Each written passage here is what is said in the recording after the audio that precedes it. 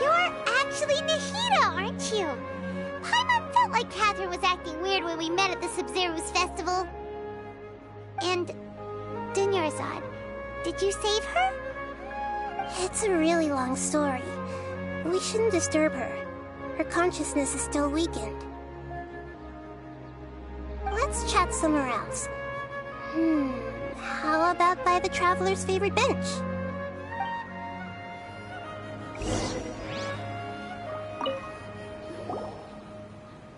What's going on? Why are you two so excited to see me? Hasn't it only been a night? It's actually been much longer than that. Oh? Strange. Was I really asleep that long? No wonder I have such a headache.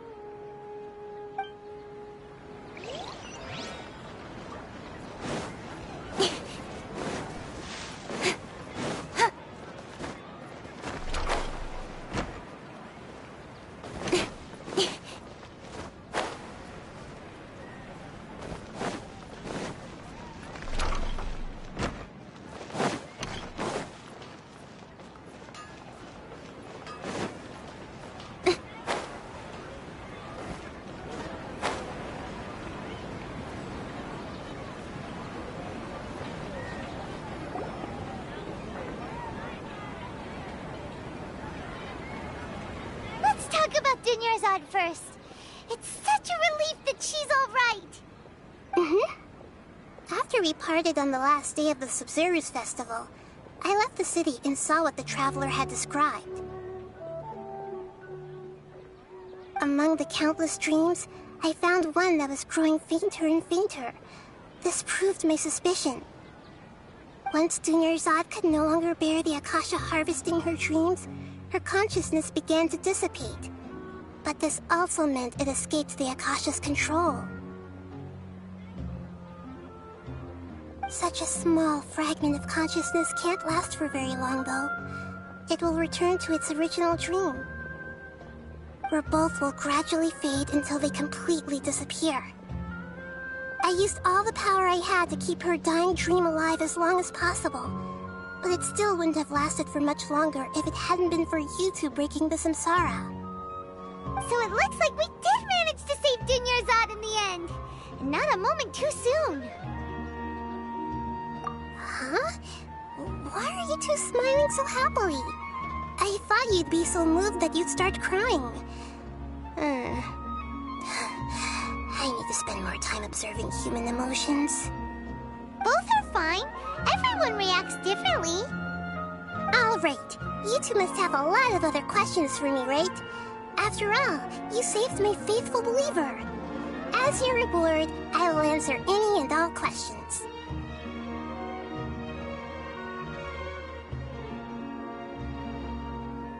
At the Avidia forest, there was this incense that made the Traveler fall unconscious and dream of a huge tree and a red sky. You also heard someone's voice, right? It said world and forget me. Yeah, so you do know! We've been wanting to ask you what that was about, and if the red sky was related to Khaenri'ah. It seems like the Traveler established a connection to Irminsul. That was a message left by Greater Lord Rukkhadevata's residual consciousness in Irminsul. Perhaps her last memory before she died. As you two probably know, Greater Lord Rukkhadevata disappeared after the disaster in Khaenri'ah. The timings of these events do line up, so your suspicions are reasonable. A message from Greater Lord Rukkhadevata? We thought it was from the Scarlet King. The Scarlet King? That god who died even longer ago? Some present-day desert dwellers still worship him. You probably just heard some of their conspiracies. Okay, so what does the message mean? I still haven't managed to decipher it. Even the Akasha isn't currently capable of doing that. Greater Lord Rukkhadevata's residual consciousness in Irminsul seems to be contaminated with something that has a very dangerous aura to it. Many devoted scholars go mad as soon as they connect their consciousness. I've warned the Academia about this many times, but people still keep falling victim to it. But I believe this is the key to saving Irminsul. That's why I've kept trying to decipher it. So the tree in the vision was Irminsul? Oh, Ch.III also said that Irminsul is sick. Is it because of the contaminated consciousness? But even if you can't figure out what that vision was all about, it seems like our search for you was all in vain. The Traveler wasn't affected after coming in contact with that consciousness. I've never seen anyone like that. With you here, we may have a chance at deciphering it. No, we must decipher its secrets. I've already eliminated all other factors that might affect Irminsul. This is the only one left. This puzzle has life and death at stake. It could determine Irminsul's fate, as well as Teyvat's. To be accurate, I'm using the Akasha as a medium to occupy Catherine's consciousness. How did you do that? Poor Catherine. Does this mean you can also occupy other people's consciousnesses? Theoretically, I can enter anyone's mind as long as they're wearing their Akasha terminal. The Akasha is the legacy of Greater Lord Rukkhadevata. As Lesser Lord Kusanali and the first Akasha terminal, my consciousness has always been linked to the Akasha. I've always respected my people's free will, so I've never actually occupied their consciousness. When necessary, I just borrow this bionic Snezhnayan puppet.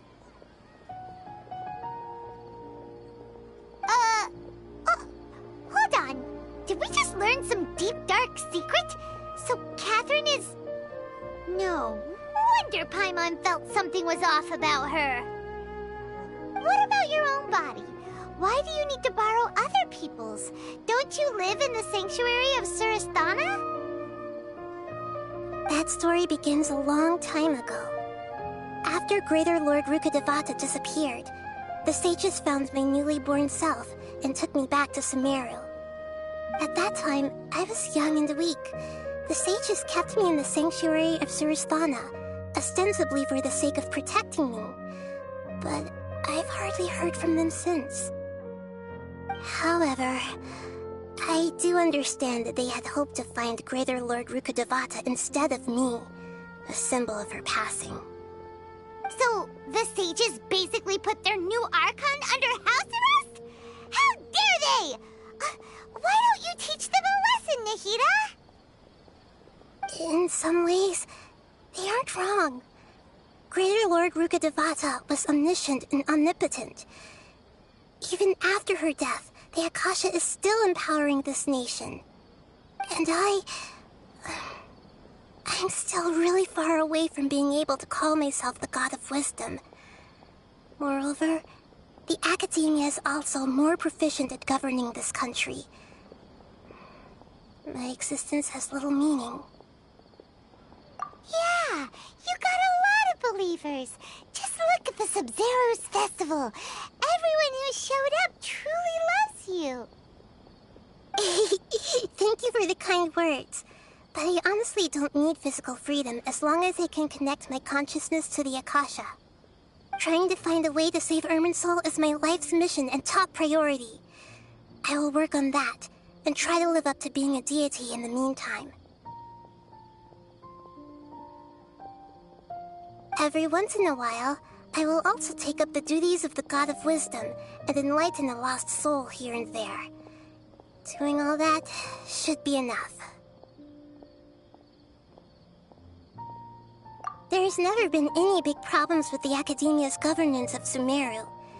This is the first time I've seen them step out of line. I wonder what caused them to go down this path, and what they hope to achieve. Even though the city's residents haven't noticed anything strange, if the Traveler hadn't broken the Sub-Zero samsara, the situation could have become dire. I tried to do some investigating in the Akasha, but I couldn't find anything suspicious. And all the people of interest seem to purposely avoid wearing their Akasha terminals. I think they're deliberately trying to hide something. Oh, that reminds Paimon. In Gandharvaville, there was a sage who had invited Ch.III to join some kind of project. Could it be related? Regardless, I need to first investigate the sage's motives, make things right, and punish them if needed. But I'll have to be discreet, or they'll see me coming. You mean how the Akasha stops you from having dreams? Yeah, it's been such a long time. No one's noticed something's up? It's not that no one noticed. It's more like no one cared. Ultimately, it's all rooted in the sage's misdirection. Misdirection? The sage has convinced everyone to believe that being unable to dream is a sign of rationality and wisdom. Not dreaming is a badge of honor in Sumeru. Even if the truth is that their dreams are being reaped by the Akasha. With their propaganda in place, the sages can maximize their use of the Akasha to facilitate their research.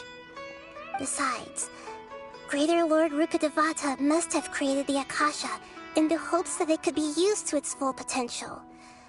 That's why I've never come out strongly against this. Anyway, the perspective advocated by the sages drowned out any voices of doubt. By now, even those who never use Akasha terminals find it too shameful and embarrassing to talk about their dreams. Got it!